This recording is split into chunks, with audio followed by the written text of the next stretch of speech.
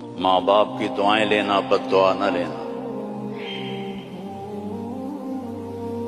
امام بخاری نے الادب المفرد میں کتاب التاریخ میں انہوں نے واقعہ نقل کیا ہے کہ ایک گاؤں میں پہنچے تو عصر کے بعد ایک قبر پھٹی اور اس میں سے ایک شخص نکلا اور اس کا چہرہ سر گدھے کی طرح تھا، تو اس نے 3 دفعہ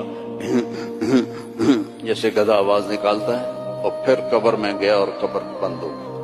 انہوں نے حیران ہو کے پوچھا یہ کیا ہے؟ کہا جی یہ ایک شرابی تھا، اس کی ماں اسے روکتی تھی تو آگے وہ کہتا تھا کیا گدھے کی طرح تو بولتی رہتی ہے، جب بھی وہ اس کو روکتی تو وہ کہتا کیا گدھے کی طرح بولتی رہتی ہے۔ تو جس دن سے مرا ہے اسی دن سے روزانہ قبر اس کو باہر نکلتی ہے اور اس کا چہرہ گدھے کی طرح ہوتا ہے۔ ماں باپ کی دعا لو۔